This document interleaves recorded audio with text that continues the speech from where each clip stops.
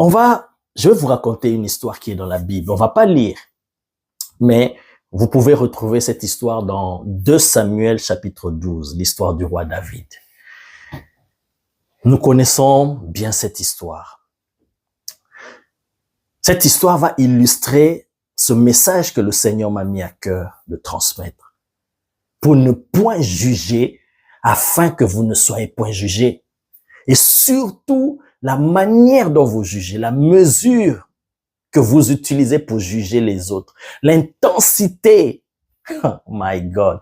Parce qu'il y a des gens, même quand nous voyons même dans les réseaux sociaux, comment ils parlent de la vie des autres, comment ils critiquent, ils sont en train de torpiller la vie des autres. Oh my God. Tu sens la haine, tu sens la rancune, tu sens la rancœur, tu sens la méchanceté. Et sachez que cela va vous être retourné. Oh my God. Cela va revenir vers vous de la même manière, avec la même intensité, avec la même ardeur. Vous serez jugés de la même manière. Voilà pourquoi discipline ta bouche, discipline tes lèvres, n'entre pas dans des histoires que tu ne maîtrises pas. Surtout des serviteurs de Dieu, surtout des oints de Dieu. Même si tu sais qu'il a commis un péché, même si tu sais qu'il est tombé, même si tu sais qu'il a vraiment commis cela, ne te permets pas de juger. Le Seigneur ne te le permet pas. Ce n'est pas ton serviteur. Comme la Bible dit, qui es-tu pour juger le serviteur d'autrui?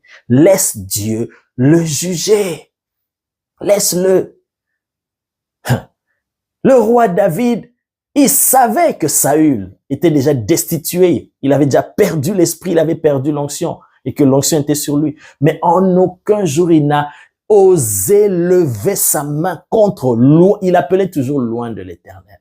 Lui qui avait la preuve que Dieu avait rejeté Saül à son profit. Mais il n'avait jamais jugé Saül. Il n'avait jamais osé lever la main ou parler mal contre Saül. À combien plus forte raison, nous, qui cherchons à entrer dans les vies des gens, surtout des serviteurs de Dieu, parler de tout ce que nous voulons et sans maîtrise, bien-aimés. Ne jugez point afin que vous ne soyez point jugés. Voici cette histoire dans 2 Samuel chapitre 12 à partir du verset 1. Et c'est le prophète Nathan qui arrive vers David après qu'il ait fait tuer Uri. Nous connaissons l'histoire avec Bathsheba. Le roi David a pris cette femme qui était mariée à Uri, un de ses soldats, un de ses généraux. Et il est allé avec cette femme et cette femme s'est retrouvée enceinte.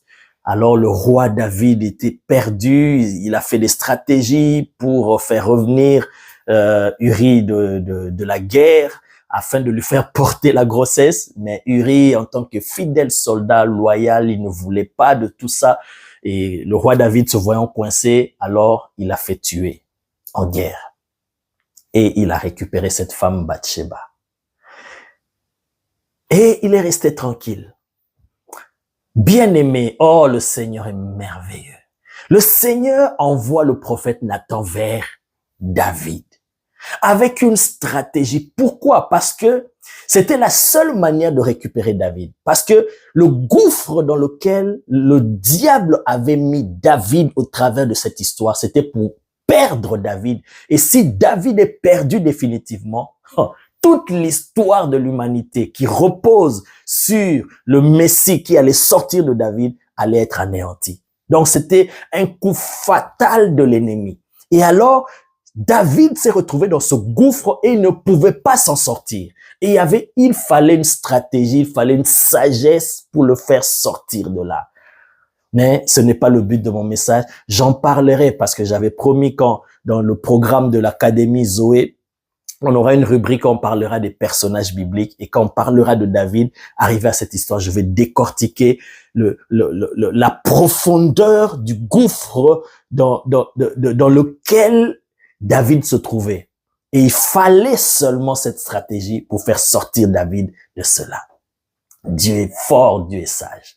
Alors, Dieu envoie Nathan qui arrive vers David. Et voici comment Nathan s'exprime. Nathan ne vient pas directement à juger David, non.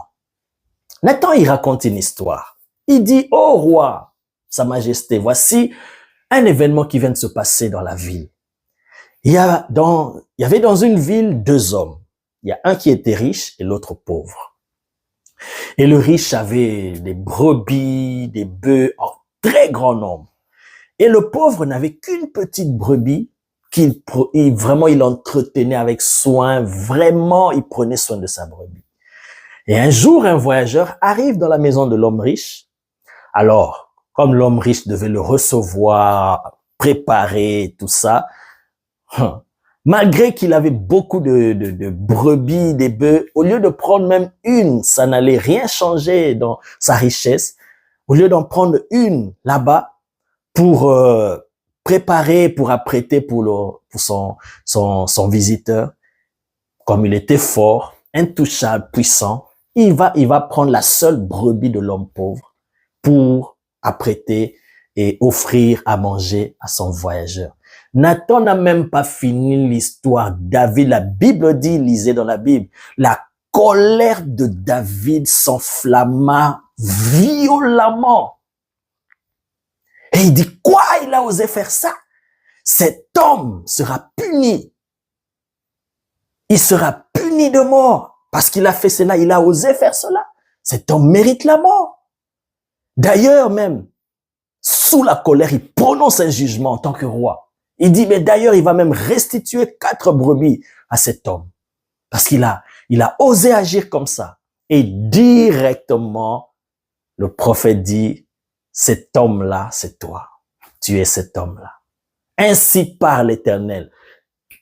Le prophète Nathan commence à prononcer des jugements sur David, des choses qui allaient arriver, des malheurs qui allaient s'abattre. Et David, l'homme selon le cœur de Dieu, avec un cœur repentant directement, il dit, oh, j'ai péché contre l'Éternel. Il s'est repenti directement. Il n'a pas trouvé des excuses, il s'est repenti directement. Et Nathan dit, l'Éternel te pardonne. Il te pardonne et tu ne vas plus mourir. Parce que tu devais mourir, mais tu ne vas plus mourir. Mais l'enfant qui est né de cette relation, il va mourir. Et puis il est parti. Alors, par rapport au message que je donne ici, ne jugez point afin que vous ne soyez point jugés. Et on vous mesurera avec la même mesure que vous mesurez les autres. C'est ce qui est arrivé avec David. David, en entendant l'histoire, directement sous la colère, il prononce un jugement. Il dit, cet homme sera puni. Il sera puni, il a osé agir comme ça. Et d'ailleurs même, il va restituer 4 brebis à cet homme-là. Bien-aimé. Le jugement qu'il a prononcé, le fait qu'il ait jugé cet homme, ça s'est retourné contre lui. Ne jugez point afin que vous ne soyez point jugés. Le même jugement qu'il a porté à cet homme-là, c'est le même jugement qui s'est retourné contre lui. Si David avait dit, cet homme, il va restituer 2 brebis, 2 jugements aussi allaient retourner contre lui. S'il avait dit, il restitue 1 brebis, un jugement allait être prononcé contre lui. Mais il a dit 4 brebis, il va restituer 4 brebis. Bien aimé, en prononçant ce jugement-là, il ne savait pas que dans le spirituel, c'était 4 jugements qui revenaient contre lui. Parce que dans cette histoire, c'était comme une parabole. Il s'agissait de lui-même. Quand tu juges autrui, tu ne sais pas ce qui revient contre toi, bien aimé. Et voici ces 4 malheurs qui sont revenus à David. Premier malheur, parce qu'il a dit qu'il va restituer 4 brebis. Les 4 jugements qui sont revenus vers David. Premier jugement, c'est que cet enfant-là était mort. David a jeûné. David a prié. David a supplié Dieu. Pour une fois, Dieu a refusé de l'exaucer. Pourquoi? Parce qu'il avait déjà prononcé un jugement. Oh my God! Si David n'avait pas prononcé de jugement, David avait agi autrement, Dieu aussi allait le juger autrement. S'il avait usé d'une certaine mesure envers cet homme-là, Dieu aussi allait utiliser la même mesure. Bien-aimé, attention à parler sur les autres, à juger sur les autres. Bien-aimé. Déjà, il faut s'interdire même d'entrer dans les vies des gens alors que tu ne maîtrises pas les contours, les paramètres. Même donner un avis, retiens-toi et sois sage. Et alors, à combien plus forte raison, apporter un jugement, comme j'avais dit au début. Ça veut dire trancher, dire que c'est comme ça. La chose est comme ça et elle restera comme ça. Bien-aimé, tu risques que la même chose revienne vers toi. Le premier jugement, c'est que l'enfant est mort, malgré que David a jeûné et prié. Deuxième jugement qui est revenu contre David, l'inceste dans sa famille. My God. Un de ses fils, Amnon, a violé une de ses filles, Tamar, sa demi-sœur donc. Il a violé l'inceste. Et ça a provoqué la colère du frère de Tamar qui est Absalom, le frère aîné. Troisième jugement, c'est que Absalom, le meurtre, la mort est entrée, le meurtre, l'assassinat est entré dans la maison de David.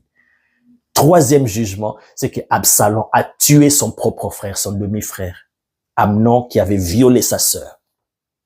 Quatrième jugement, son propre fils Absalom s'est révolté contre lui, a entraîné, initié une rébellion contre son propre père, jusqu'à aller même commettre l'infamie, l'abomination, prendre les femmes de David et coucher avec toutes ces femmes en plein air aux yeux de tous.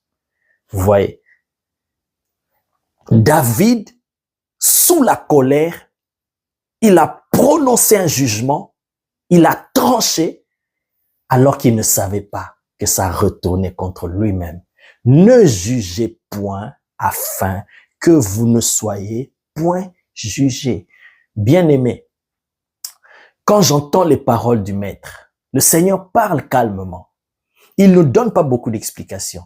Mais lorsqu'il dit quelque chose, c'est parce qu'il y a des paramètres qui sont derrière, des éléments spirituels que nous ne voyons pas, que nous ne maîtrisons pas, mais que lui, il voit, il sait les conséquences qui vont être générées suite à ces actes-là. Il vous dit simplement, ne jugez point, afin que vous ne soyez point jugés. C'est simple. Il n'entre pas dans les détails, dans les explications. Mais aujourd'hui, par son esprit, me permet d'entrer dans ces détails, dans ces explications avec une illustration dans la Bible pour que nous puissions comprendre tout ce qui se passe derrière la scène lorsque nous jugeons les autres. Ne jugeons point, bien-aimés. Garde-toi de juger les autres. Même si tu connais la vérité, ne juge pas. Ne tranche pas. Soyez compatissants, soyez lents à la colère. Regarde David, parce qu'il s'est emporté sous la colère. La même mesure qu'il a utilisée pour juger cet homme, la même mesure, Dieu a utilisé pour le juger, David. Ne jugez point, afin que vous ne soyez point jugés. Lorsqu'autour de toi, il y a des gens qui se permettent de parler de la vie des autres, comme si ils connaissent ces gens-là, ils connaissent les réalités qui sont tout autour. Toi, qui as entendu ce message, toi qui es enfant de Dieu, toi qui es disciple du Seigneur, n'entre pas dans les jugements de la vie des autres. Ferme ta bouche. Garde-toi de juger les autres, parce que tu ne maîtrises pas ce qui se passe tout autour. Tu ne connais pas les réalités spirituelles. Tu ne connais pas ce qui se déclenche spirituellement. Le Maître, lui, il maîtrise le monde spirituel, le monde physique. Il te dit, ne jugez point, afin que vous ne soyez point jugés. Car on vous mesurera, on vous jugera avec la même mesure que vous vous servez pour juger les autres. Que l'Éternel nous donne la maîtrise de notre langue. Que l'Éternel nous donne son esprit pour que nous sachions discerner les pièges, les ruses, les astuces de l'ennemi et s'en détourner. Et que nous sachions préserver notre langue. Parce que la mort et la vie sont au pouvoir de la langue. Ce que tu vas vivre, fais attention. Ta langue peut déterminer cela. Soyez bénis au nom de Jésus de Nazareth. Amen.